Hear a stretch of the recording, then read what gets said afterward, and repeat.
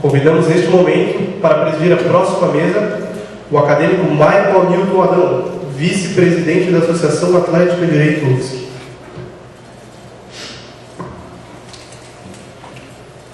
Para proferir a próxima palestra, denominada Aspectos Atuais do Direito Esportivo, convidamos o Dr. Túlio Cavalazzi Filho, presidente da OAB-SC e da Comissão Especial de Direito Esportivo do Conselho Federal da OAB.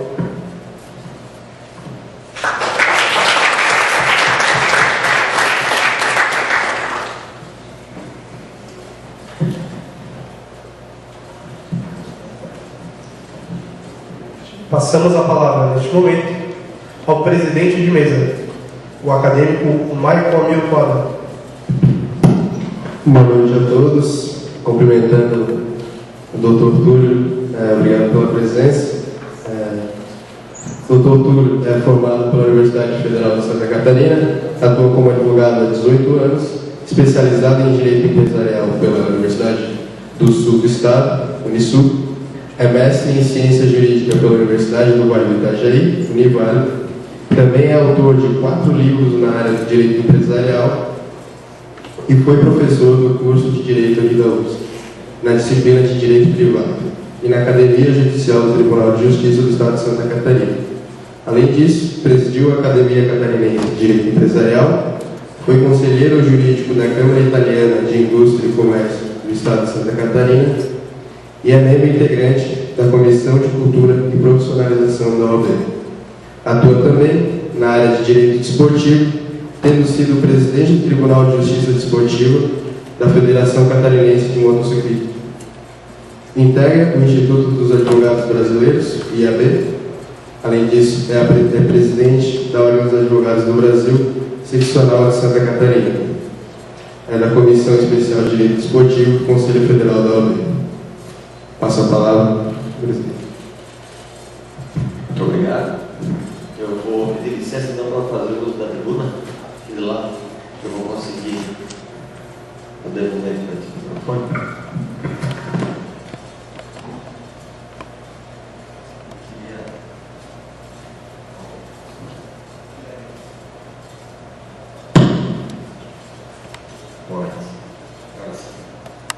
Queria iniciar fazendo aqui um agradecimento pelo convite para que pudesse estar aqui hoje com vocês.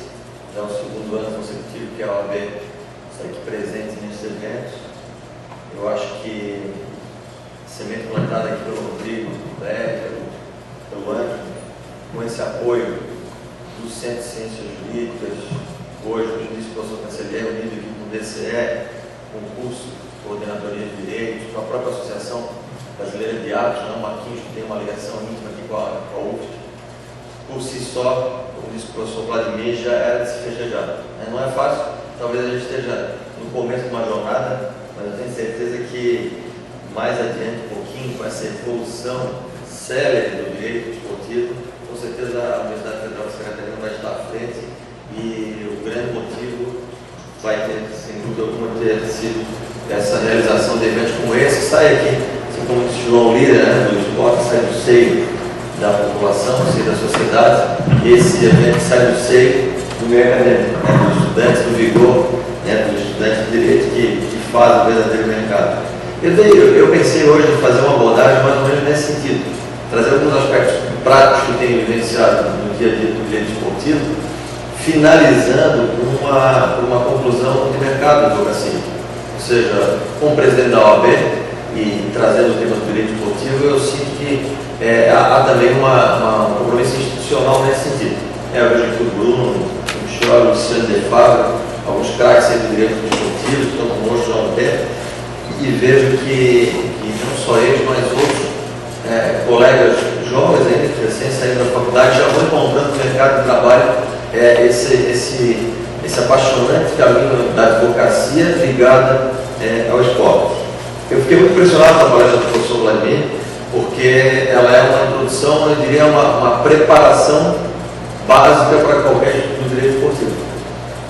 Pontuar a Constituição, que não é um hábito do advogado brasileiro, nós temos um certo receio da Constituição, ela tem 25 anos, mas parece que ela ainda não apareceu para as grandes fundamentações, as questões principiológicas, sempre ficam jogadas para depois, e no direito esportivo me pareceu muito pontual. Eu, quando ouvi aqui citação feita pelo professor Vladimir, Valério Terry, um dos nossos primeiros doutrinadores da área, aqueles que primeiro conceituaram o direito esportivo, sempre trago a conceituação trazida por ele. E dentro dessa conceituação do Valério Terry, trazendo que é o complexo de normas que preside qualquer atividade de desporto, ele passa pela regra do jogo, pelas regras do jogo e faz algumas repercussões. Eu acho que hoje atualizamos ainda mais para mais uma repercussão que aquele tempo ainda não era vivenciada e hoje para nós é muito importante, que é a replicação, a ampla, importante e muito elevada na repercussão econômica do direito esportivo. Tudo aquilo que tem repercussão no direito e tem repercussão, evidentemente, nas atividades dos operadores jurídicos, e o direito esportivo vivencia esse momento agora, uma ampla repercussão econômica, não só no futebol, mas como em todos os outros esportes. Esse conceito mais amplo do direito esportivo, voltado a essa repercussão econômica, é essencial para se entender ele no mercado do trabalho e da advocacia. Esse histórico, que o Vladimir fez aqui também, no direito esportivo, anotei algumas datas importantes, criação do nosso Conselho Nacional do Desporto, 1939, normas ainda meramente administrativas, ele realmente tem ali desabrochado na Constituição, de 88, a 217, depois outras 3 leis que reputo extremamente importantes. A Lei ZIP, que traz uma primeira organização dessa legislação, ainda misturada com algumas atividades, ali o jogo de azar no meio do jogo na atividade esportiva, o bingo, com as suas previsões. Em 98, a Lei Pelé, aí sim mais consolidada, e o Estatuto do Torcedor, que, como disse o Vladimir aqui, em 2003 estabelece já uma nova cara da legislação, com alguns debates, algumas discussões que a gente ainda traz como questionamento. Tudo isso, gente, aqui no país do futebol, a gente não tem como dissociar. A gente fala dos estatutos esportivos, do direito esportivo aplicado a todas as atividades, mas é do seio do futebol que a gente acaba partindo para poder fazer o entendimento, para poder avançar naquelas questões que eu considero hoje mais importantes e que acabam, na verdade, fazendo com que os outros esportes tenham ali no futebol se espelhado. Há sempre um ciúme muito grande das outras atividades, mas só fala do futebol. O fato é que a evolução mostra que o futebol é o carro-chefe e se nós temos ainda no Brasil uma organização mais avançada é por causa do futebol. Desde que no mundo isso acontece em várias entidades. A FIFA, por exemplo, em 1904, foi citada aqui a presença da Organização das Nações Unidas em algumas normatizações, mas nem ela, a ONU, tem mais integrantes das federações do que a própria FIFA, são 209 federações. A movimentação bilionária que a FIFA fez em 2013, ainda não fechada a conta de 2014, só em 2013, o ano pré-copa foi de 1,40 bilhão de reais, 1,5 bilhão de reais, só de lucratividade para aquela entidade que organizou efetivamente as competições. Isso acontece nos outros níveis também. A CBF, por exemplo, que é uma entidade que tem apenas a sua competência no território nacional brasileiro, na 1914 tem números bem impressionantes, uma receita de mais de 500 milhões de reais no ano de 2013. Acontecendo a mesma coisa nas federações e ligas, tudo isso fortalecendo uma estrutura paralela, uma estrutura que precisa dar guarida a essas competições. Me refiro especificamente aos nossos tribunais de justiça desportiva, outrora extremamente amadores, ainda temos essa informalidade, mas já num nível muito elevado. Que cidades, com destaque Goiânia, também tem as suas atividades, Santa Catarina, muito destaque na justiça desportiva, os seus tribunais de justiça desportiva, quase todas as suas atividades organizam, e isso vai cada vez mais demandando estudo e demandando que a academia forneça essa mão de obra, forneça esses profissionais, advogados e operadores jurídicos para poder atuar. Nesse momento que nós estamos passando, lembrar desses 16 anos da Lei Pelé, eu acho importante. Ela foi um marco para nós, sobretudo numa relação atleta-clube, associação esportiva e também na atividade empresarial paralela. E, claro, com a repercussão da atividade política. Todo mundo lembra da grande mudança da Lei Pelé, que foi a extinção do passe, aquele vínculo que o atleta possuía com o clube, quase, eu diria, um vínculo quase que escravo do clube, porque ele ficava com a sua vinculação eterna, sem que dali pudesse desvincular. Posteriormente, com essa extinção da lei do passe, toda uma evolução, corrida na Europa, o famoso caso de Bosman, uma luta da FIFA contra a UEFA, nós tivemos então essa possibilidade da liberação dos atletas com eu diria assim, com um prazo menor em seus contratos. E só aquele momento posterior, além da extinção do passe, já trouxe casos realmente muito marcantes. O caso do Ronaldinho Gaúcho, por exemplo, na transição entre o seu contrato, a extinção do seu passe e a nova legislação, ele praticamente correndo para um outro clube sem nenhuma garantia do clube nacional que detinha os seus direitos, uma negociação milionária. Uma transição que levou com que os advogados e com os operadores tivessem que realmente readequar essas normas à realidade brasileira. E aí depois vieram outras dessa mudança de 98, em 2000, 2001, 2003, 2010, 2011 e agora no meio do ano passado, em abril de 2013, uma nova regulamentação, uma regulamentação que procura, na verdade, como aspecto final, dar mais garantia para os clubes. A figura da multa contratual, a figura do estabelecimento das cláusulas contratuais que garantem essa vinculação. Isso por si só é uma especialidade. O estudo do contrato do atleta, que é um contrato de trabalho atípico, por si só é uma especialidade, por si só há uma demanda eu diria, de especialização para garantir. Quando nós ouvimos aqui na palestra anterior, na aula anterior, essa preocupação de até que ponto o Estado pode interferir ou não pode interferir, ou como disse nosso colega paranense, um debate que é apaixonante em relação à autonomia do direito esportivo. O fato é que, talvez pela sua vida ainda muito curta, nós ainda tenhamos efetivamente que ficar escravos dessa figura do Estado. Ele ainda vai cuidando aos poucos para que isso não possa se transformar em mais insegurança jurídica. Eu brincava outro dia, na pós da Academia de Direito Esportivo, que era preciso levar o nome de um patrono para a cadeira que estava assumindo. Eu fui procurar um patrono, evidentemente um patrono, assim nos moldes da nossa Academia Brasileira de Direito, demais academias, os imortais, teria que ser um patrono já falecido. E eu imediatamente peguei presente e disse: olha, já tenho meu patrono, Marcílio Krieger, grande amigo nosso. Eu disse: mas o Marcílio já foi escolhido por outro. Foi escolhido pelo professor fulano de tal, e de lá para cá, até o dia da escolha do patrono, eu levei uns 2 meses para achar alguém do direito esportivo que já tivesse um outro, não estava todo mundo aí ainda, de tão jovem que é o direito esportivo, nós ainda não tínhamos esse patrono.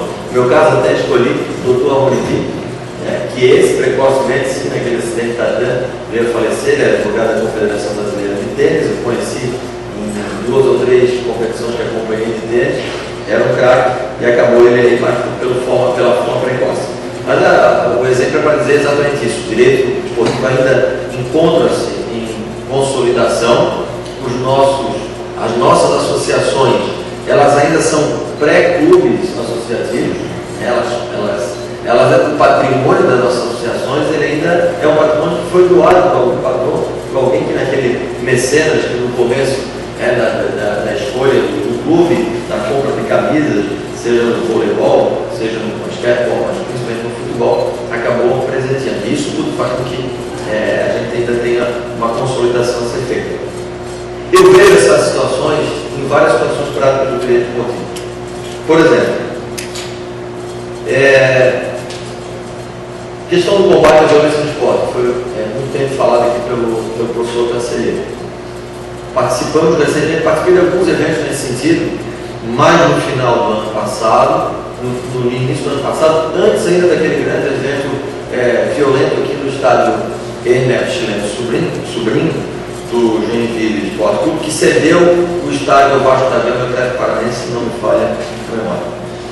E movidos por aquela necessidade de uma solução em relação ao caso, nós então resolvemos promover um encontro de figuras que estavam vinculadas ao esporte e que de uma maneira ou de outra tivesse enfrentamento com a violência. E eu fiz aqui um resumo do que aquele debate gerou de conclusões. A gente muitas vezes faz um congresso e acabaram tirando aquelas conclusões, o debate acabaram fazendo um apanhado. E eu acabei ficando, eu ouvi todas as palestras, participei de mesa, participei da plateia e fiz algumas considerações que eu queria compartilhar com vocês aqui. Vamos encurtar o caminho, já que eu fui lá e talvez alguns não tenham conseguido ir, e vocês vão ver algumas conclusões aqui que eu acho bem interessantes. A abertura do evento foi feita pelo presidente do Conselho Federal da OAB, Dr. Marcos Nunes Furtado Coelho, no nosso convite, e ele defendeu, talvez de maneira lato sensu, ao fim das ajudas financeiras dos clubes de futebol às torcidas organizadas e uma não restrição somente à violência física, mas o combate de todas as formas de violência, todas elas, inclusive o preconceito e o racismo no esporte. A partir dali, alguns especialistas começaram a abordar alguns temas. O primeiro deles, o Ministério da Justiça, através do José Aldo Freire, lá compareceu para falar sobre o que estava sendo feito hoje pelo governo federal em relação à violência no esporte. Que tipo de argumentação vai se trazer para que a gente possa combater a violência no esporte?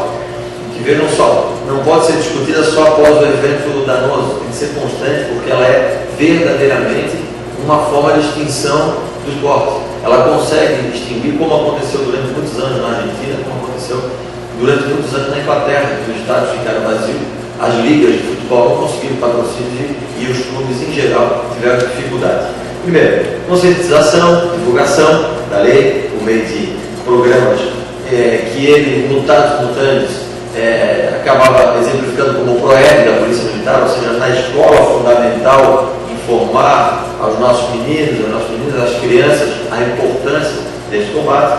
Defendeu uma forte atuação da Força de Segurança Pública nos jogos de futebol, de voleibol, de basquete, onde há grande público, e aqui uma primeira polêmica, porque naquele momento, grande parte, até da própria imprensa, se levantou no sentido de que a presença da Polícia Militar dentro do estádio de futebol seria um equívoco.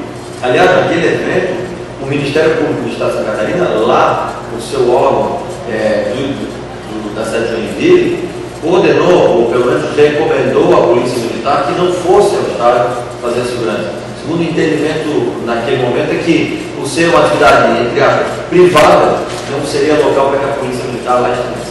E aí o debate finalmente acabou migrando para essa discussão, poderia ou não poderia estar a Polícia Militar lá dentro do estádio, e a evidência que ela deveria estar no estádio, como aliás ela está em toda atividade pública que privada ou pública que tenha um grande público. Aqui, por exemplo, nós temos um evento Planeta Atlântico. Sim, aqueles que já tiveram oportunidade de frequentar vão lembrar que lá dentro do evento, fora e dentro do evento, a Polícia Militar fazia também a segurança. De fato, é isso que ocorre no campo de futebol. A presença do Estado, ainda que de maneira supletiva, mas em conjunto, cuidando, é uma das conclusões que se tem hoje, nesse sentido de que é preciso e necessário, ainda que se possam criar forças privadas para se fazer essa segurança interna. E por último, o representante do Ministério trouxe a ideia das delegacias especializadas já nos moldes que acabou ocorrendo com a defesa de proteção das mulheres, da criança e do adolescente. Depois, o Marcos Cabral Marinho de Moura, que é o presidente da Comissão Estadual de Arbitragem da Federação Paulista, trouxe alguns aconselhamentos. Um deles me chamou muita atenção, já foi sugerido pela OAB imediatamente para a Federação Catarinense de Futebol, que, pelo menos informalmente, a acatou, que é a ideia da instituição de um diretor de segurança em cada clube de futebol. Ou seja, o clube de futebol deve ter um diretor administrativo para cuidar das questões administrativas do esporte, do dia, do evento, na praça, mas ele deve ter também um diretor permanente na área de segurança, que não só está responsável por calcular o policiamento no dia, mas por cadastrar torcedores, por criar normas de segurança interna e externa, códigos de conduta, filmagem e todos os recursos possíveis para isso.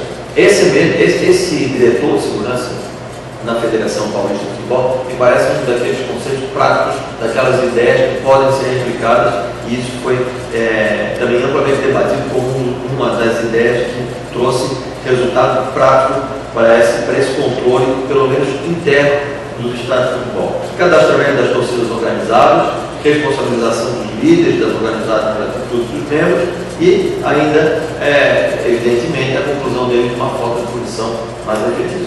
O Flávio Veiga, então presidente do STJD, hoje o STJ foi presidido pelo Caio Rocha, sugeriu uma alteração do artigo 213 do CBJD com a pena de pontos e fortemente entende que os clubes é que devem responder por esses atos violentos. E aqui, um debate, como se trouxe agora há pouco, em relação a essa força dos clubes. Eles têm essa força toda, é possível visualizar nas associações esportivas essa capacidade para que eles possam enfrentar? Me parece que não. Me parece que essa resposta única dos clubes, ela não teria esse resultado tão imediato. Talvez, e aí eu acho que no caso da aplicação pedagógica da pena ao clube, aí sim a gente vai ter uma repercussão de parte da solução desse problema. Ele concluiu ainda dizendo que não se opõe à venda de bebida alcoólica dentro do Estado, desde que se faça um estudo aprofundado. É uma outra matéria polêmica que eu aqui de público digo a vocês, eu também não sou contra a venda de bebida alcoólica, pois a bebida é quente sim, mas não a bebida é aquela que faz parte do espetáculo. Não é ali que efetivamente se tem o ato de violência. Se fosse assim, as competições de Roland Garros ou o Super Bowl norte-americano seriam disputadas abaixo da pancadaria, o que de fato não acontece. Ou seja, na verdade, é mais uma fonte de receita, mais um participante do evento esportivo, que na verdade, uma praça de entretenimento. Depois, outros quatro depoimentos importantes. O coronel da Polícia Militar de São Paulo, que tem convenhamos, um baita problema para enfrentar aquelas grandes multidões organizadas de São Paulo, ele trouxe números, dizendo que desde 1988, apenas 18 torcedores morreram. Eu digo apenas porque muitas vezes o ideal é que o número, ou pensa-se que o número é muito maior. Mas o fato é que esses números normalmente ligam somente à atividade esportiva ali na praça. Aquilo que ocorre no entorno, ocorre nos bairros, muitas vezes não é contabilizado e é sim também fruto dessa atividade desportiva, ainda mais em cidades de grande porte.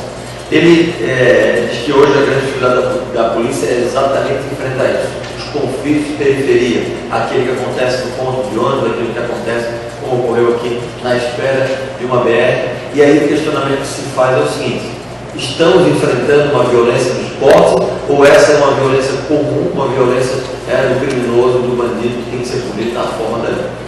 O debate que se faz, ou seja, acaba se levando como conclusão que é uma coisa ligada ao esporte, mas de fato o que se tem que fazer é uma correção criminal, como se faz em qualquer outra repercussão da parte de segurança pública. Dois outros depoimentos para finalizar, que eu acho que concluíram bem esse evento, que falou sobre essa matéria, que tanta gente debate, parece que tanta gente entende, mas não se tem uma solução. Um deles foi o Belete, que hoje é analista da Sport TV, acho que na época já era analista da Sport TV, um baita jogador de futebol, um atleta também reconhecido, passado pelo Barcelona, trazendo sinceramente a declaração de que hoje grande parte dos atletas tem muito receio da sua integridade física da família em relação ao esporte no Brasil. É hoje matéria constante de debate entre os atletas para você ver a que ponto nós chegamos esse receio. E esse comportamento dos torcedores tem levado, inclusive, ao debate de que os atletas não têm hoje garantias no exercício do seu contrato de trabalho para o exercício profissional da atividade. E vocês sabem que em matéria de direito de trabalho tudo é possível. Então, quando se começa a debater esse tipo de matéria, muitas vezes são teses novas que já estão surgindo.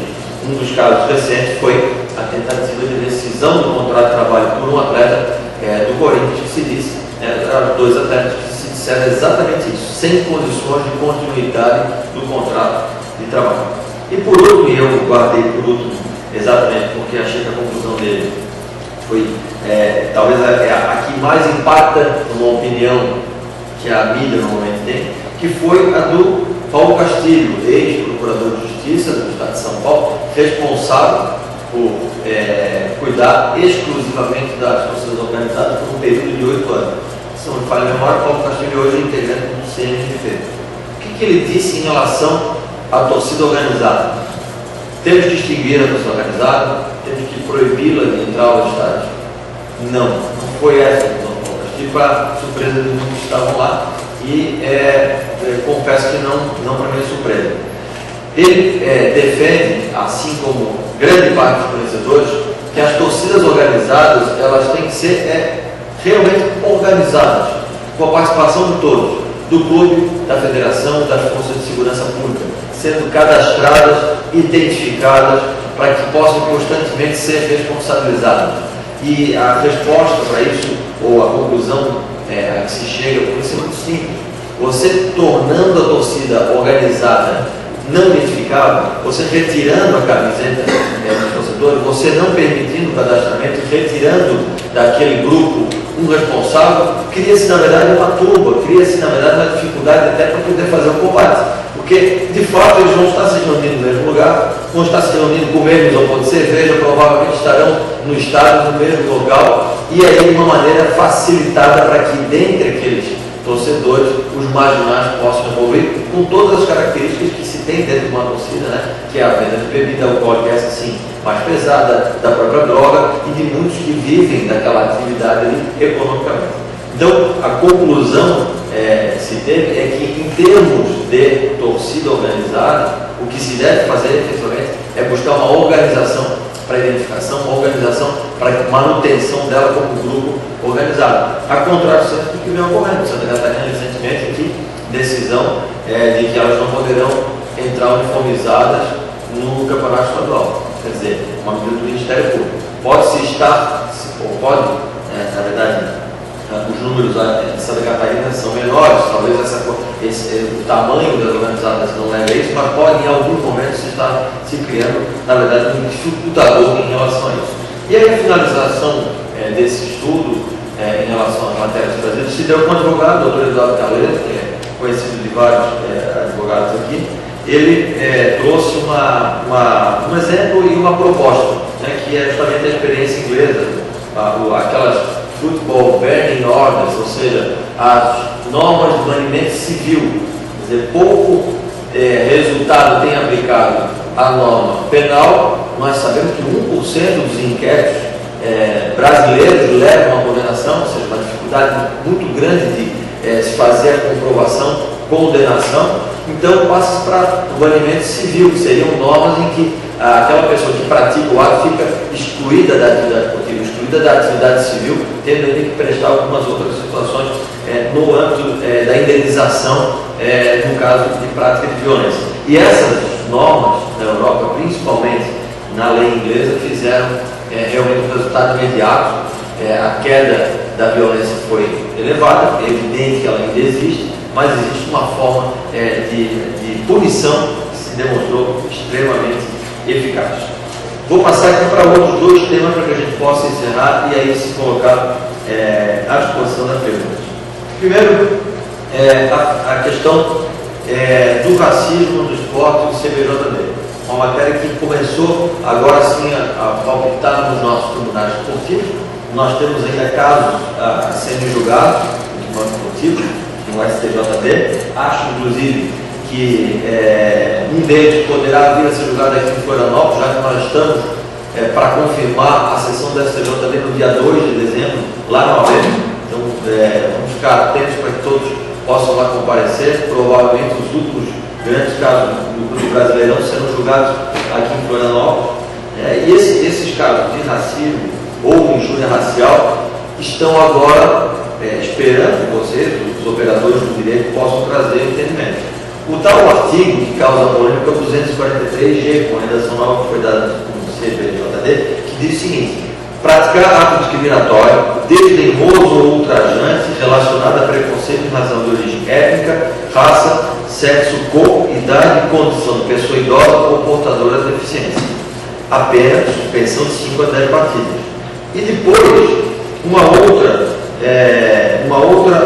configuração do artigo no parágrafo 1º que diz o seguinte: caso a infração prevista nesse artigo seja praticada simultaneamente por considerável número de pessoas vinculadas a uma mesma entidade de prática esportiva, esta também será punida com a perda do número de pontos atribuídos a uma vitória no regulamento da competição. Bom, esse caso aqui, especificamente da leitura que fiz, certamente todos já lembraram do caso do Grêmio, no jogo contra o Santos, em que houve uma manifestação da torcida. Me parece que a tipificação fica mais clara. Agora, esses atos de racismo não se confundem com outros, por exemplo, de injúria racial. Eu me refiro a um outro caso recentemente que envolveu o atleta do Avaí Futebol Clube com o atleta do Boa Esporte, em que os dois trocaram injúrias dentro do campo, e aí sim o caso foi levado para o tribunal como se de racismo fosse, no 243. E o debate que se faz hoje é exatamente nisso, nesse caminho. Qual é a linha tênue entre um e outro? Será que esse caso especificamente da injúria racial, os atletas são retirados do campo e vão responder uma delegacia, e o outro, esse sim, aparentemente mais grave, até pela tipificação, passa a ser caracterizado como um crime racial? Essas discussões são as discussões de hoje em relação à matéria, ou seja, no ambiente do esporte, muitas vezes, um atleta xingar o outro não parece ser aquilo que ele realmente quis dizer. Agora, uma torcida organizada, talvez essa sim, mas aí não precisa ser uma organizada, mas ela se organizando com xingamento público, com xingamento moral, possa caracterizar. São eventos esportivos violentos, tão violentos quanto aquela troca de soco ou de vias de fato, que precisam também de um tratamento atual, especializado, e a matéria ainda está se sedimentando no nosso esporte. Para finalizar, porque eu sei que a gente tem especialistas na matéria, mas temos também aqueles estudantes, alguns curiosos que querem começar a matéria, quando perguntam do direito esportivo, e aquela figura de sobreposição que o Vladimir colocou ali foi perfeita, que ele fez na área do caráter constitucional, mas se nós fizermos na área de especialização do direito hoje, o direito esportivo, ele está muito, mas muito fortemente especializado dentro dessas áreas. Primeiro, direito de trabalho esportivo, direito previdenciário desportivo, o direito civil desportivo, porque as atividades que envolvem um clube de futebol, elas hoje são termináveis, todas elas, apesar de áreas específicas do direito, elas têm a conclusão do direito esportivo a elas atreladas. Código de Defesa do Consumidor, por exemplo, você verifica a aplicação indiscriminada em atividades esportivas, muitas vezes não só do associado que está lá se vinculando à associação para assistir o jogo, ou daquele que vai adquirir o ingresso. Em outra oportunidade, cheguei aqui fazer uma crítica e ainda repito essa crítica, por exemplo, em relação ao Estatuto do Torcedor. O Estatuto do Torcedor, quando ele equipara o torcedor ao consumidor, ele está também tratando ali de um torcedor que é associado ao clube. Então, nós chegamos num nível hoje, talvez, de aplicação tão forte da legislação contra as associações, que você vê muitas vezes um torcedor que a carteira, e esse caso é um dos tantos casos verídicos, sua carteira do clube não passou na roleta e ele ajuiza ação de dano moral contra o clube porque se sentiu lesado naquele dia. Quer dizer, ele é parte do clube, aquilo ali, aquela roleta que não deu a sua carteira é dele também. Não sei se essa relação tão profissional, tão dura, deve se estabelecer, ainda mais numa atividade que se exige o fair play, não só o fair play financeiro, como o fair play da própria atividade. Paralelamente a essa atividade, o direito penal, o tributário fortíssimo, o direito administrativo aplicado ao direito esportivo, eu queria que os nossos jovens estudantes e as estudantes atentassem também para as atividades de empreendedorismo que estão no entorno das atividades esportivas. As reformas das arenas, nós tivemos uma Copa do Mundo, mas temos uma Olimpíadas agora que vai movimentar toda uma área no entorno desses empreendimentos. Não deixa do direito marcário, da propriedade industrial, os planos de construção e reforma com as suas viabilidades financeiras, enfim, uma atividade que faz um grande leque aí, precisando de profissionais especializados, todos eles com essa ligação.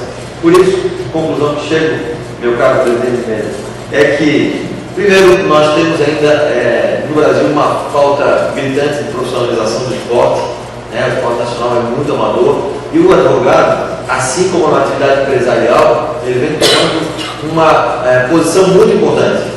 Nós vamos ver hoje os advogados na empresa presidindo o conselho de administração, eles estão direto ligados à presidência, debatendo com os diretores da empresa, e no futebol isso, no esporte em geral, isso tem ocorrido bastante. O advogado, ele tem sido o braço direito da constituição das associações, das federações, e o papel que vocês vão desenvolver é muito importante. Depois, que a falta da organização dos profissionais de direito esportivo já não é tão grande, nós já estamos evoluindo. Eu dou uns exemplos aqui. As nossas tabelas de honorários, né, já trazem, da advocacia, já trazem a tabela dos honorários advocativos esportivos. O Luciano está aqui, integrante da Comissão de Direito Esportivo. As OAB já estão tendo um capítulo próprio para essa cobrança de honorários, que valoriza a atividade profissional e faz com que ela seja cada vez mais profissionalizada. Por último, uma pequena dica aqui desse advogado que passou aqui pelos bancos da Universidade Federal de Santa Catarina. A atividade do direito esportivo, eu acredito, ela já possa ser feita exclusivamente do direito esportivo. Você pode dizer, eu sou só um advogado de direito esportivo, mas enquanto não dá tempo para ser só advogado de direito esportivo, exerçam paralelamente, porque ela dá exposição pública. Além de exposição pública, ela aproxima vocês de outras atividades sociais, que vão desde a própria prática esportiva mesmo, até apaixonados pelo esporte. Eu estava lendo agora, terminando de ler o livro do Guga, nosso querido Gustavo Kitten, e o Guga tem várias passagens nesse sentido. Uma delas é a do Braguinha, que era um apaixonado por Fórmula 1, andava acompanhando onde ia o Ayrton Senna, ele já era um mecenas, um empresário também muito bem conceituado, mas numa daquelas provas que ele foi a Paris, que era o jogo do Roland Garros, ele ia dar uma coringada lá no tênis, inclusive ajudando com uma pequena participação. E essa possibilidade que o esporte dá, de você conhecer muitas pessoas, estar no meio empresarial, estar no meio social, na maioria das vezes raramente obtida por um profissional que não tem um outro exercício profissional. Então, o direito esportivo, além de tudo, além da paixão pela técnica, pelo estudo da lei, proporciona a todos vocês essa possibilidade. Isso é uma formação indiscutível de network, é isso que nós estamos fazendo hoje aqui, nos conhecendo, e por isso eu estou aqui depois à disposição para responder as perguntas que se fizerem necessárias. Muito obrigado pelo convite e tenhamos uma boa noite. Obrigado.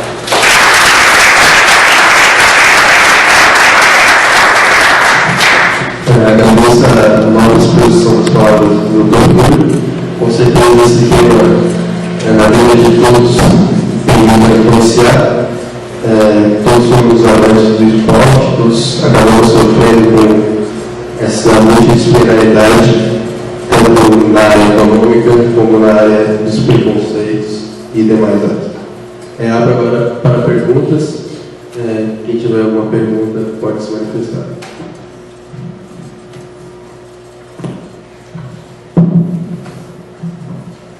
Primeiramente, boa noite. Sou Guilherme, também da Federal do Paraná. Primeiro, parabenizar pela exposição, muito boa, que você realmente está em voga no panorama atual.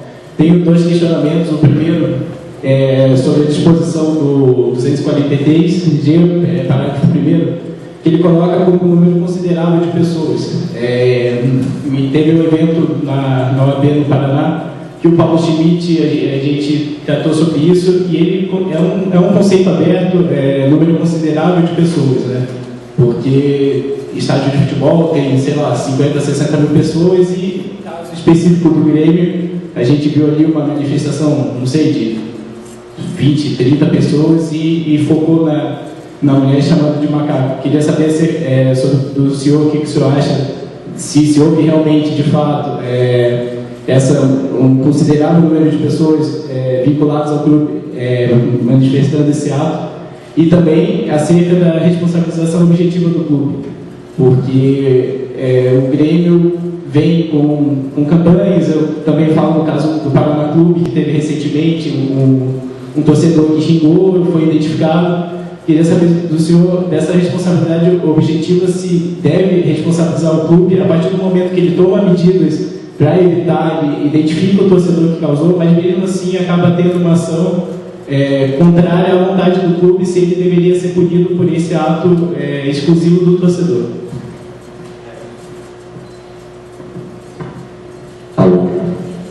Muito boa pergunta, Guilherme.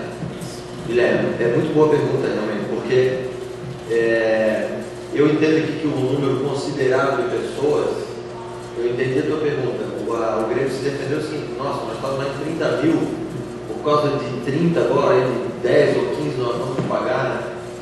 Mas o número considerável de pessoas aqui, ele não é nessa proporcionalidade. Eu entendo que, nesse caso específico, basta ser um número capaz de levar, de entoar, capaz de fazer aparecer o ato em si. Então, mesmo que tenha sido um grupo pequeno, e isso acontece muito no campo de futebol, às vezes uma torcida está muito numerosa, mas na hora do gol do adversário a gente só ouve aquele grito dos 5 gatos pingados que estão lá secando. Nesse caso específico aqui, o fato é que esse grupo conseguiu sim entoar, conseguiu criar um fato. Agora, no outro lado, eu entendo que tu tem razão. Ao tomar a medida, o clube contra esse grupo, especificamente, a partir desse momento, eu acredito que ele começa a se incumbir fortemente daquela responsabilização objetiva. No caso específico ali, ela, inclusive a torcedora, os torcedores que eram associados foram caçados de maneira sumária, e a partir dali nós tivemos uma demonstração de que o clube tomou a medida. Nesse ponto eu acho que realmente ele precisa ser, ele não pode ser tão agravado. Eu acho que o grande caso do esporte brasileiro é o caso do Copa do Flamengo, né? Esse aí eu acho que nós não tivemos norma recente, ela acaba inclusive como exemplo de aula de direito civil e direito penal.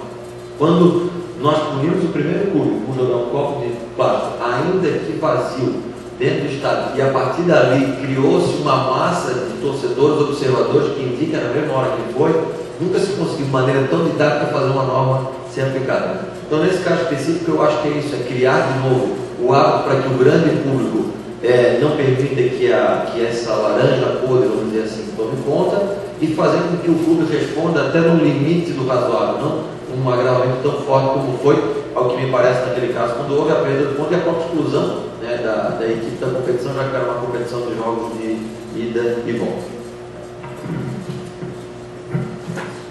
Abrimos mais uma pergunta. Sem mais perguntas, passo a palavra para o doutor. Agradecemos ao Dr. Túlio Cavalazzi Filho pela brilhante exposição acerca dos aspectos atuais do direito esportivo.